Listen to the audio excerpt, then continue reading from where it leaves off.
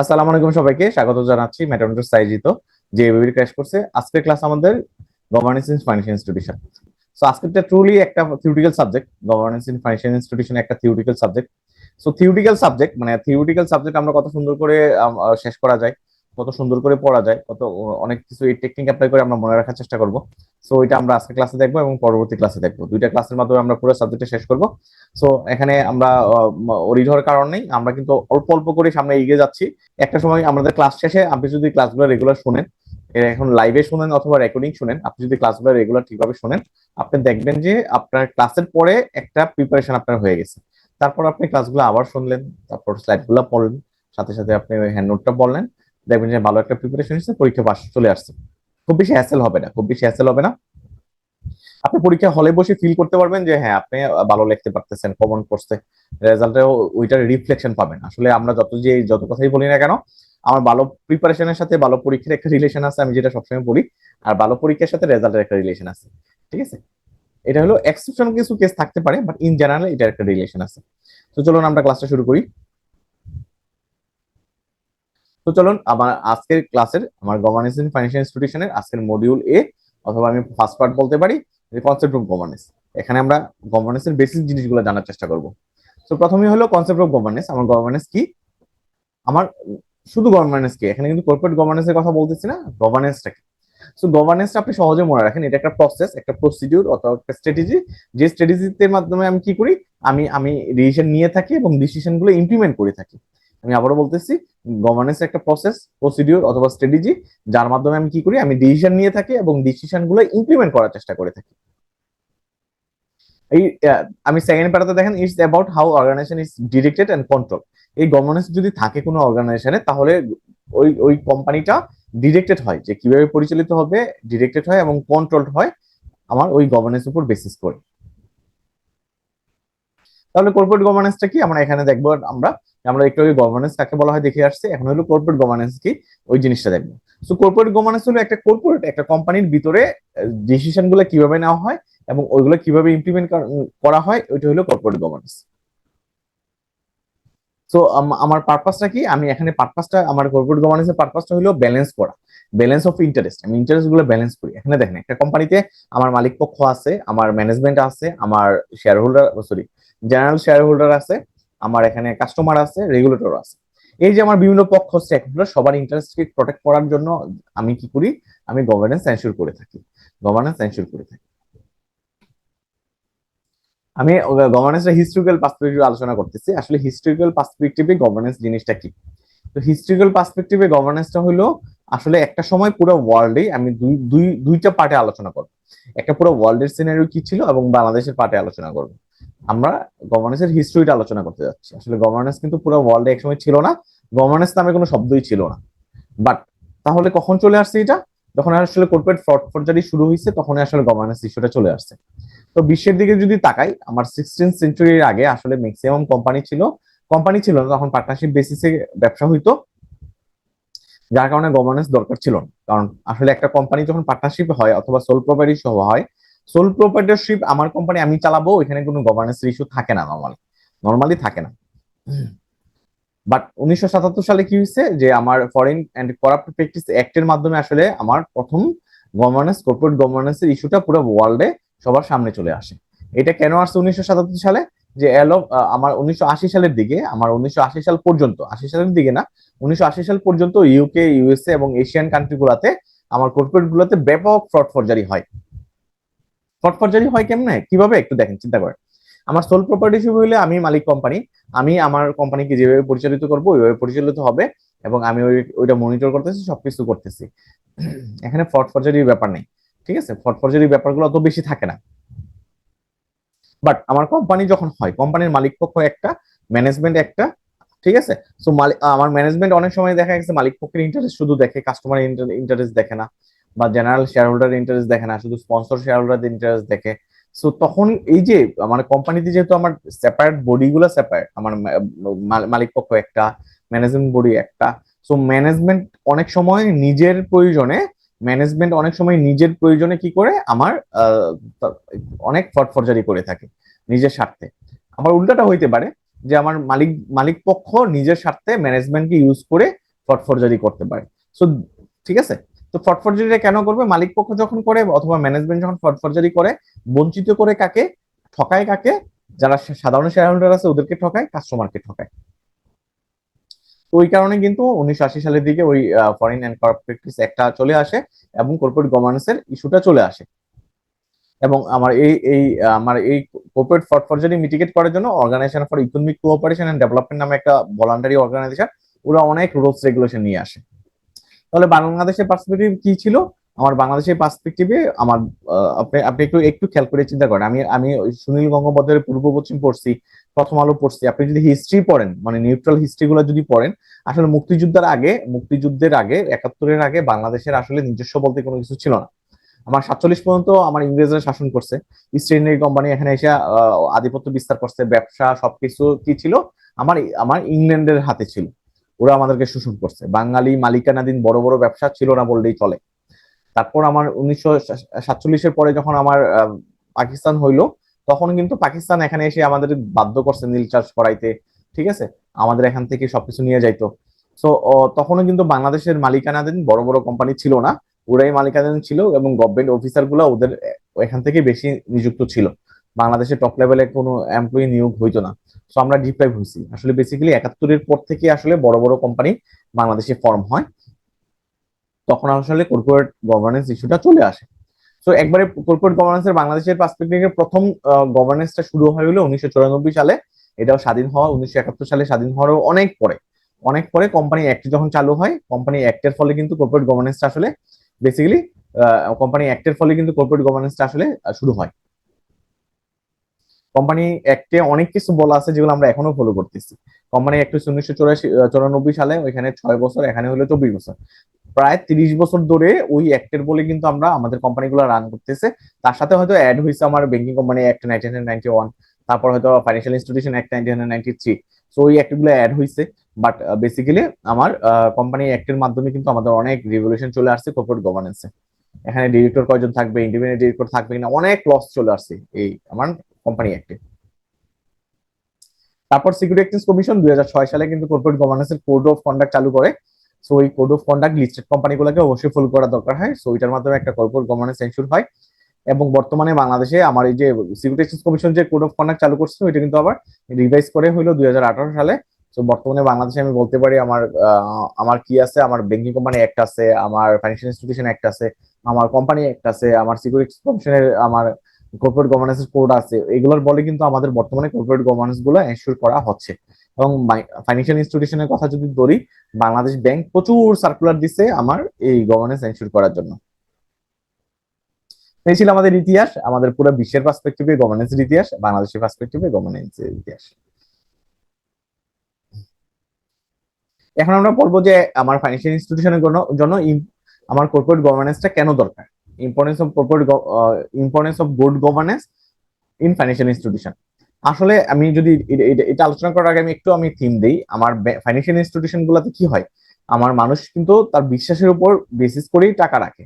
তো বিশ্বাসটা একবার নষ্ট হয়ে গেলে কিন্তু মানুষ আর টাকা রাখবে না, আমার ফাইন্যান্সিয়াল ইনস্টিটিউশন গুলো রান করতে পারবে না, স্মুথলি রান করতে পারবে না। তো এই বিশ্বাস ধরে রাখার জন্য আমার কর্পোরেট গভর্নেন্স খুবই দরকার। তো স্টেকহোল্ডার ইন্টারেস্ট গুলো প্রোটেক্ট করার জন্য কর্পোরেট গভর্নেন্স দরকার। এখন কোশ্চেন রাখতে পারে স্টেকহোল্ডার কারা? স্টেকহোল্ডার হইলো আমার আমার ইন্টারনাল স্টেকহোল্ডার হইলো আমার মালিক পক্ষ, আমার ম্যানেজমেন্ট, আমার এমপ্লয়ি, ঠিক আছে, এটা হলো ইন্টারনাল স্টেকহোল্ডার। এক্সটার্নাল স্টেকহোল্ডারের ভিতরে পড়ে হলো আমার কাস্টমার, আমার রেগুলেটর, আমার সোসাইটি, এগুলো হলো এক্সটার্নাল স্টেকহোল্ডার।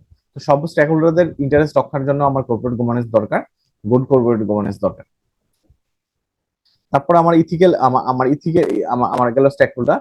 আমার ইথিক্যাল অপারেশনের জন্য আমার কর্পোরেট গভর্নেন্স দরকার। ফাইন্যান্সিয়াল ইনস্টিটিউশন গুলো যদি ইথিক্যাল অপারেট না করে তাহলে মানুষের বিশ্বাসের জায়গা থাকবে না। এই জন্য আমার কর্পোরেট গভর্নেন্স দরকার। ট্রান্সপারেন্সি এবং ডিসক্লোজারের জন্য দরকার। আমার দেখেন বাংলাদেশের ব্যাংকিং কোম্পানি গুলা কিন্তু তাদের ওয়েবসাইটে অনেক কিছু পাবলিশ করা দরকার হয়, ডিসক্লোজ করা দরকার হয়। সে বেসেল ডিসক্লোজ করতেছে, তার ফাইন্যান্সিয়াল স্টেটমেন্ট ডিসক্লোজ করতেছে। সো এগুলোর জন্য আমার কর্পোরেট গভর্নেন্স দরকার। রিস্ক ম্যানেজমেন্টের জন্য কর্পোরেট গভর্নেন্স দরকার। লং টার্ম সাস্টেনেবিলিটির জন্য দরকার। আমার যদি ব্যাংকে কর্পোরেট গভর্নেন্স না থাকে, লং টার্ম কিন্তু সাস্টেন করতে পারে না, যেটার রিফ্লেকশন এখন দেখতে পাচ্ছেন। অনেকগুলা ব্যাংক কিন্তু অনেক সমস্যায় পড়তেছে, সো সমস্যায় পড়ে গেছে অলরেডি। অনেকগুলা ব্যাংক কিন্তু তার লিকুইডিটি ক্রাইসিস আছে, তার এনপিএল বেশি, তার সিভিয়ার ক্রাইসিস চলতেছে। কেন চলতেছে, কেন এই সিচুয়েশনে চলে আসছে? কারণ ওইগুলোর ভিতরে কর্পোরেট গভর্নেন্স ছিল না বললেই চলে। যদিও আমার এখানে কোম্পানি অ্যাক্ট প্রচলিত ছিল, বাংলাদেশ ব্যাংক ছিল, বাট অনেকগুলো রেগুলেটরি বডিকে ওভারকাম করে ওইগুলোতে আসলে গভর্নেন্স ছিল না বললেই চলে। এই কারণে কিন্তু লং টার্ম সাস্টেনেবল এই ব্যাংকগুলো কিন্তু বন্ধ হয়ে যাওয়ার উপক্রম। যদি গভর্নমেন্ট এগুলোকে বাঁচায় রাখে, আসলে বাইরের কান্ট্রি হলে বেঁচে থাকতো না, এগুলোকে বন্ধ করে দিত। Channel fund efficiently, channel fund বলতে আমি কি করতেছি, আমার ব্যাংকে আমি টাকা রাখতেছি, ওই টাকা দিয়ে কিন্তু ব্যবসায়ীরা লোন নিচ্ছে। সো এই যে আমার ডেফিসিট ইউনিট থেকে, সরি সারপ্লাস ইউনিট থেকে টাকা ডেফিসিট ইউনিটে যাচ্ছে, এইটা হইতো না যদি কর্পোরেট গুড গভর্নেন্স না থাকে। তো এই এই জিনিসগুলোর জন্য আমার আমার কর্পোরেট গভর্নেন্সটা, গুড কর্পোরেট গভর্নেন্সটা খুবই দরকারি ফাইন্যান্সিয়াল ইনস্টিটিউশনের জন্য। তো গুড গভর্নেন্সের পারপাসটা কি, উদ্দেশ্যটা কি, আমার আমার আমার উদ্দেশ্যটা কি, আমার কর্পোরেটে ফাইন্যান্সিয়াল ইনস্টিটিউশন গুলোর জন্য, ফাইন্যান্সিয়াল ইনস্টিটিউশন গুলাতে আমার গভর্নেন্সের উদ্দেশ্যটা কি, কেন দরকার? ঠিক আছে, এটা রিস্ক ম্যানেজমেন্টের জন্য। আমার এখানে আমি একটা জিনিস বলি, আমার importance of good governance financial institution, purpose of good governance financial institution, aspect of বা ফিচার অফ গুড গভর্নেন্স, এটা একটু ডিফারেন্ট।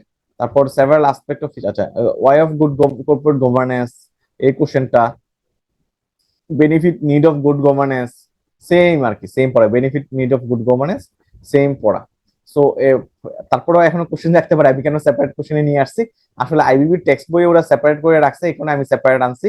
আসলে ওরা সেপারেট না রাখলে আমি সেপারেট রাখতাম না। তো পড়াগুলো প্রায় সেম, আমি চার পাঁচটা নেক্সট যে চার পাঁচটা স্লাইড পড়াবো একবারে সিমিলার পড়াশোনা, একটার সাথে আরেকটা মিল আছে। সো আপনি মিল রেখেই পড়বেন, আপনি আপনি একটা একটা একটা মনে রাখবেন, একটা দিয়ে বাকিগুলো মনে রাখবেন। তো শুধু এখানে জিনিসটা মনে রাখবেন যে এই কোশ্চেনের সাথে এই কোশ্চেনের মিল আছে, এই কোশ্চেনের সাথে এই কোশ্চেনের মিল আছে। একটু মনে রাখলে আপনি একটা কোশ্চেনের অ্যান্সার যদি পারেন তাহলে বাকিগুলোও পারবেন। লেখার সময় একটু ঘুরাই লাগবেন, এই তাইলেই হবে। তো পারপাস আমার রিস্ক ম্যানেজমেন্টের একটা পারপাস, রেগুলেটরি কমপ্লায়েন্স একটা purpose, operational efficiency, trust building, financial stability, এটা আমরা অলরেডি পড়ে আসছি। এগুলোর জন্য এগুলো আমার গুড গভর্নেন্স এর পারপাস ফাইন্যান্সিয়াল ইনস্টিটিউশন। এখানে আমরা পড়বো several aspect feature of good governance. Feature মানে কি, বৈশিষ্ট্য। আমি আরো সহজ করে বলি, কি কি দেখলে আপনি কি কি দেখলে বলবেন, কি কি থাকলে আমি আপনি বলবেন যে গুড গভর্নেন্স আছে ওইটার ভিতরে। আমি আবারও বলতেছি, একটা ফাইন্যান্সিয়াল ইনস্টিটিউশনে কি কি জিনিস দেখলে আপনি বলবেন যে এটার ভিতরে গুড গভর্নেন্স আছে। আপনার ট্রান্সপারেন্সি যদি থাকে তাহলে বলবেন আপনার গুড গভর্নেন্স আছে, অ্যাকাউন্টেবিলিটি থাকবে, ইন্ডিপেন্ডেন্স থাকবে, ফেয়ারনেস থাকবে, এবং ইথিক্যালি পরিচালিত হবে, রিস্ক ম্যানেজমেন্ট থাকবে ওইখানে, বোর্ড ওভারসাইট থাকবে, স্টেকহোল্ডার এঙ্গেজমেন্ট থাকবে। এই জিনিসগুলো যদি থাকে তাহলে আপনি বুঝবেন যে ওইখানে গুড গভর্নেন্স আছে। ওয়াই অফ গুড গভর্নেন্স, আমি এতক্ষণ গুড গভর্নেন্স নিয়ে অনেক কথা বলছি। সো গুড গভর্নেন্স এনশিওর করবো কিভাবে? সো এতক্ষণ যে আলোচনাগুলো করছি ওইগুলোর মাধ্যমে গুড গভর্নেন্স এনশিওর করবো। এখানে ক্লিয়ার পলিসি এন্ড প্রসিডিউর থাকবে, ইন্ডিপেন্ডেন্ট বোর্ড থাকবে, শেয়ার হোল্ডার এঙ্গেজমেন্ট থাকবে, ইথিক্যাল কালচার থাকবে, এবং রিস্ক ম্যানেজমেন্ট থাকবে, ট্রান্সপারেন্সি এন্ড ডিসক্লোজার থাকবে, অডিটর ইন্ডিপেন্ডেন্স থাকবে। তো অডিটরটা এটা নতুন, এগুলো আগের পয়েন্টে ছিল না। বাট রিস্ক ম্যানেজমেন্ট ছিল, ট্রান্সপারেন্সি ছিল, ডিসক্লোজার ছিল, তারপর পলিসি ছিল, ইন্ডিপেন্ডেন্স বোর্ড এটা ছিল না। সো ইথিক্যাল কালচার ছিল, ইথিক্যাল এন্ড ফেয়ারনেস ছিল। সো আমার ওয়াই অফ গুড গভর্নেন্স কিন্তু আগের পয়েন্টগুলোই আসবে। তো আপনি এভাবে মনে রাখবেন এবং পরীক্ষা দিবেন। বেনিফিট তো আমরা অলরেডি পড়ে আসছি, বেনিফিট বেটার ডিসিশন মেকিং এর জন্য আমার গুড গভর্নেন্স দরকার, ইমপ্রুভ অ্যাকাউন্টেবিলিটির জন্য দরকার, ইনক্রিজ স্টেকহোল্ডার কনফিডেন্সের জন্য দরকার, এনহ্যান্স রিপোর্টেশনের জন্য দরকার, রিস্ক রিডাকশনের জন্য দরকার, ইনক্রিজ এফিসিয়েন্সি, বেটার কমপ্লায়েন্স। মানে আমার একটু একটু চেঞ্জ করে বলা লাগবে আর কি, ঠিক আছে, একটু চেঞ্জ করে বলা লাগবে যে এতক্ষণ আমরা যেটা পড়ছি, যেগুলো পড়ছি, জয় অফ এস্টাবলিশিং গুড গভর্নেন্স, আমার aspect of good governance. So ওই জিনিসগুলাই, ওইগুলোই তো আমার বেনিফিট দিচ্ছে, তাই না? আমার যদি ফেয়ারনেস থাকে তাহলে এখানে ফেয়ারনেস এনশিওর হয়, ঠিক আছে। আমার এখানে যদি আমার কমপ্লায়েন্স এনশিওর করা লাগবে গুড গভর্নেন্সের জন্য, আর এখানে আমি বেনিফিট হলে আমার কমপ্লায়েন্স এনশিওর হয়, তাই না? জিনিসটা ঘুরে বলা আর কি, আর কিছু না। তো আপনার কাছে কনফিউজিং টার্ম মনে হতে পারে, কিছু করার নাই, সিলেবাসটা ওইভাবে সাজানো হয়েছে, কোশ্চেন গুলো ওইভাবে আসে, এই কারণে কনফিউজিং। বাট আপনি কনফিউশন রাখবেন না, আপনি আপনি যদি শুরু থেকে জানেন যে এই কোশ্চেনের সাথে এই কোশ্চেনের মিল আছে তাহলে কনফিউশন থাকবে না। এখানে দেখেন আমার enhancing corporate governance two combat banking fraud, যেটা বাংলাদেশে একবারে রিয়েল সত্য, আমাদের ব্যাংকগুলোতে ফ্রড ফরজারি হয়েছে। সো আমার এই ফ্রড ফরজারি মিটিগেট করার জন্য আমি কিভাবে এনহ্যান্স করবো কর্পোরেট গভর্নেন্স, কিভাবে এনহ্যান্স করবো, strong internal control compliance system develop করবো, এনহ্যান্স ট্রান্সপারেন্সি, আমি ট্রান্সপারেন্সি এনশিওর করবো, এমপ্লয়ি ট্রেনিং দিব আমি এমপ্লয়ীদেরকে, টেকনোলজি আপগ্রেড করব, স্ট্রিক্ট কমপ্লায়েন্স এনশিওর করব, ইন্ডিপেন্ডেন্ট ওভারসাইট আমি এনশিওর করব। তাহলে আমার কি হবে, তাহলেই আমার আমার গুড গভর্নেন্স ফ্রড ফরজারি কমবে। আমি আমি আমি গুড গভর্নেন্স এনশিওর করতে পারবো, এবং এনশিওর করার মাধ্যমে আমি কি করতে পারবো, ফ্রড ফরজারি কমাইতে পারবো। এবার আসি বেসেল প্রিন্সিপাল। আমরা জানি বেসেল হলো আমার বেসেল কমিটি যে প্রিন্সিপাল গুলা দিয়ে থাকে। এটা একটা আমার বেসেল শহরের একটা voluntary organisation, bank for international settlement বলা হয়। সো ওরা কি করে, ওরা কিছু প্রিন্সিপাল দিছে কর্পোরেট গভর্নেন্সের জন্য। এটা পরীক্ষা এসে থাকে, এটা 96-তে আসছিল। সো আপনি 99-এ পেতেই পারেন। সো এই জিনিসগুলো 14টা প্রিন্সিপাল দিচ্ছি, 14টা প্রিন্সিপাল মনে রাখা লাগবে। তো বেসিক্যালি নর্মালি 14টা প্রিন্সিপাল মনে রাখা খুবই টাফ, বাট আমি এখানে একটা আপনাদেরকে সহজ করে দেওয়ার জন্য একটু সিকোয়েন্সিয়ালি সাজাইছি, যেখানে বোর্ড মেম্বার, এই যে বোর্ড বোর্ড বোর্ড এগুলো একসাথে একসাথে রাখছি। বোর্ড ওভারঅল রেসপন্সিবিলিটি বলা হয়েছে যে আমার বেসেল কমিটি আমার কর্পোরেট গভর্নেন্সের জন্য প্রিন্সিপাল দিচ্ছে 14টা। প্রিন্সিপাল গুলা যদি কোনো ব্যাংক ফলো করে ওইখানে গুড গভর্নেন্স এনশিওর হয়। আমি আবারও বলতেছি, বেসেলের যদি প্রিন্সিপাল গুলো যদি ফলো করা হয় কোনো ব্যাংকে, তাহলে ওইখানে গুড গভর্নেন্স এনশিওর হয়। তাহলে ওই পলিসি গুলা কি কি? এক নম্বরে বলছে বোর্ড ওভারঅল রেসপন্সিবিলিটি, এটা ক্লিয়ারলি ডিফাইন করা থাকবে, লিখিত থাকবে, ঠিক আছে, রিটেন থাকবে যে বোর্ডের রেসপন্সিবিলিটি কি কি, বোর্ড কোয়ালিফিকেশন এবং কম্পোজিশন গুলা কি কি, বোর্ড ওন স্ট্রাকচার এবং প্র্যাকটিস গুলা কি করবে। তো বোর্ড নিয়ে 3টা পয়েন্ট আমি আপনাদের সহজ করে দিচ্ছি। এই বোর্ড নিয়ে 3টা পয়েন্ট আপনি মনে রাখবেন। তারপর সিনিয়র ম্যানেজমেন্ট কিরকম হবে, ওদের কোয়ালিফিকেশন কিরকম হবে, তারপর রোলস রেসপন্সিবিলিটি কিরকম হবে, ওইটা একটা point.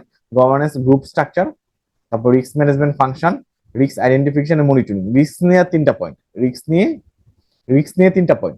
Risk management function, risk identification and monitoring,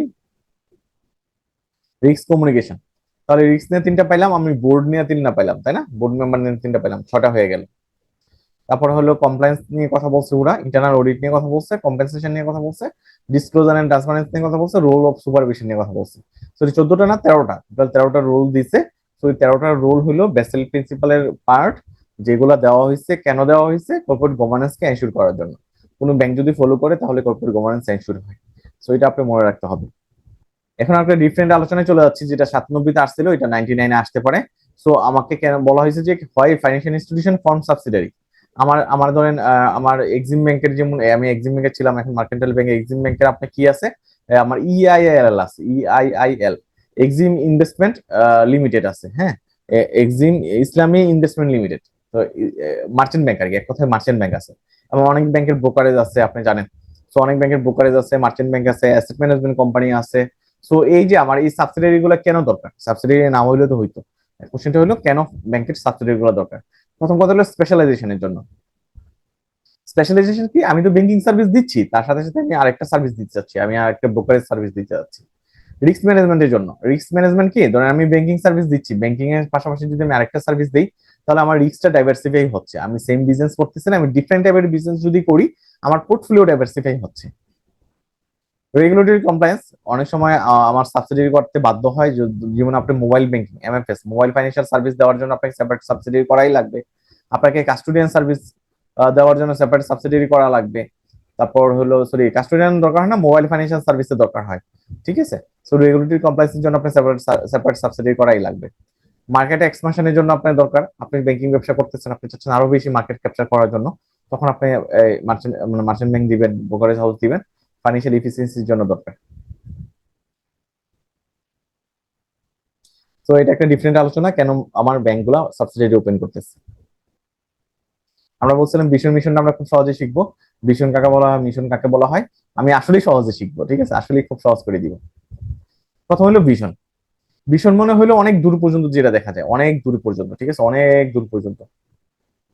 তো ভিশন হলো, দুইটা ওয়ার্ড মনে রাখেন, হোয়ার এবং হাউ। কোন একটা কোম্পানি আসলে কোথায় যেতে চায়, তার উদ্দেশ্যটা কি, এমটা কি, গোলটা কি, সে কোথায় যেতে চায়, ওইটা হলো vision. It's your desired future state.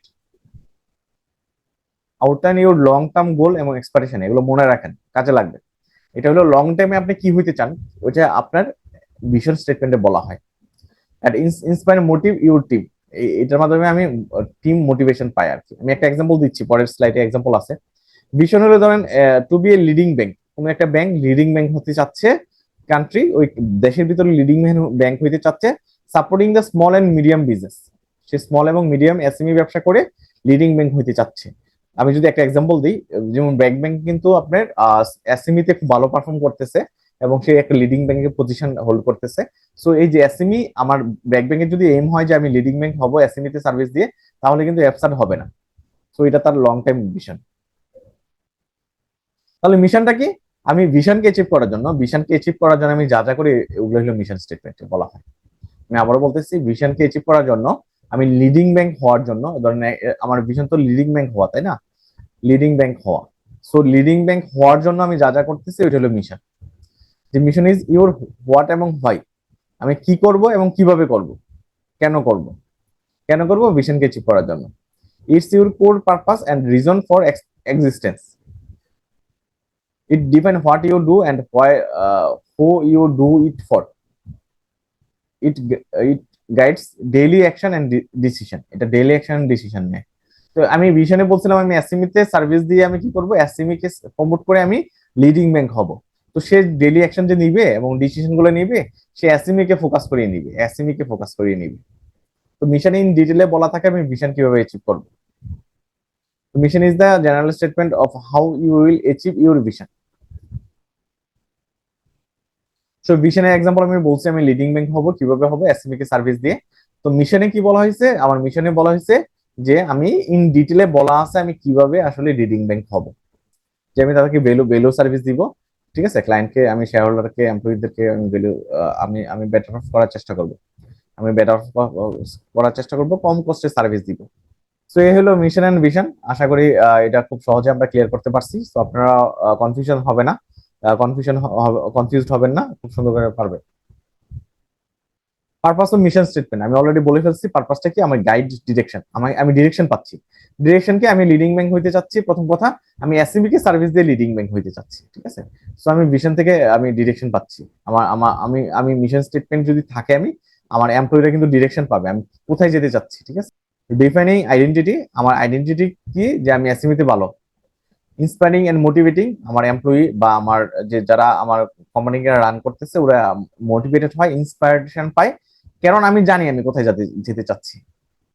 Stakeholder communication এবং alignment and focus. Important and benefit of mission statement, আমার এটা ইম্পর্টেন্ট কেন, ক্লিয়ার ডিরেকশন দিচ্ছে আমাকে, আমার অ্যাকাউন্টেবিলিটি বাড়াচ্ছে, আমার কালচারাল ইন্টিগ্রেশন হেল্প করতেছে। কম্পিটিটিভ অ্যাডভান্টেজ দিচ্ছে, যার মিশন স্টেটমেন্ট নাই সে কিন্তু জানে না সে কোথায় যাবে। আমার যেহেতু মিশন স্টেটমেন্ট আছে, আমি জানি আমি এসএমই তে সার্ভিস দিয়ে আমি বেটার ব্যাংক হব। সো ইন ডিটেলে আমি এগুলো লিখে রাখতেছি, আমি ভ্যালু সার্ভিস দিব। সো আমি কিন্তু একটা কম্পিটিটিভ অ্যাডভান্টেজ পাবো, আমার গন্তব্য যেহেতু জানা, আমি কম্পিটিটিভ অ্যাডভান্টেজ পাবো। এবং পারফরমেন্স ম্যানেজমেন্ট, আমার মিশন স্টেটমেন্টের মাধ্যমে কিন্তু আমি পারফরমেন্স ম্যানেজ করতে পারতেছি। আমি লিডিং ব্যাংক হইতে চাচ্ছি, এখন ধরেন 5 বছর পরে বা 10 বছর পরে গিয়ে লিডিং ব্যাংক হইতে পারলাম না, তাহলে কিন্তু আমি বুঝতে পারতেছি যে আমার কিন্তু পারফরমেন্স ভালো না। এবারে আরেকটা ডিফারেন্ট পড়ায় চলে আসতেছি, brand promise. Brand promise, normally brand মানে কি, আমরা মনে করি যে branded product, branded shirt, branded pant. So আমাদের কাছে চোখে ভাসে যে ব্র্যান্ড, মানে হলো যেগুলো সুনাম বেশি। আসলে ব্র্যান্ড প্রমিস জিনিসটা ওইটা না। ব্র্যান্ড প্রমিস হইলো ওরা যে ব্র্যান্ড হইছে, আমার ধরেন ক্যাটসাইয়ের কথা ধরি, ক্যাটসাই আমার শার্টের জন্য ব্র্যান্ড হইছে। তারপর অ্যাপল হইলো আমার গ্যাজেটের জন্য ব্র্যান্ড হইছে। তো অ্যাপল কি একদিনই হইছে, ক্যাটসাই কি একদিনই হইছে? একদিনে হয় নাই। তো ওদের ব্র্যান্ড প্রমিস ছিল। ব্র্যান্ড প্রমিস কি ছিল?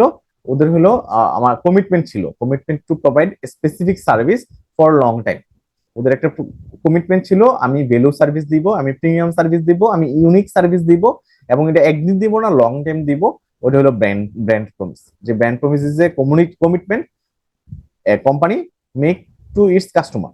কি কমিটমেন্ট দেয় সে ইউনিক ভ্যালু দিবে এবং experience customer can expect.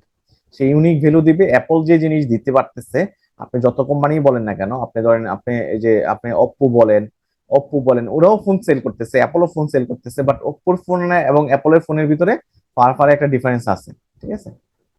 It's set expectation for quality, service এবং বেনিফিট। এখন আমি অ্যাপল থেকে ভালো এক্সপেক্ট করি, ঠিক আছে, সে ভালো প্রোডাক্ট দিবে। তো এই কোয়ালিটি যদি সে মেনটেন না করে, তাহলে কিন্তু তার ব্র্যান্ড প্রমিস হইলো না, তার ব্র্যান্ডের প্রতি তার প্রমিস নাই। তো যখন এটা মেনটেন করবে, তখনই আমি বলবো তার ব্র্যান্ড প্রমিস আছে। Element of effective brand promise, আসলে কি কি উপাদান আছে একটা ব্র্যান্ড প্রমিসে, এটা ক্লিয়ার হবে। অ্যাপল আমাকে প্রোডাক্ট দিচ্ছে, বলতেছে যে আমি প্রাইস বেশি চার্জ করতেছি, ঠিক আছে, আমি প্রাইস বেশি চার্জ করতেছি, ঠিক আছে, এটা লাস্টিং বেশি হবে, লংজিবিলিটি বেশি হবে, স্মুথনেস হবে। অ্যাপলের ফোন কখনো হ্যাং করে না, তো স্মুথনেস বেশি হবে। তো ক্লিয়ারলি কিন্তু সে কি আমার মেসেজটা দিচ্ছে, আমি কি দিতে যাচ্ছি। The brand promise should be clear এবং কনসাইজ, যে আমি টাকা বেশি নিব, ঠিক আছে, আমি তোমাকে ভালো প্রোডাক্ট দিব।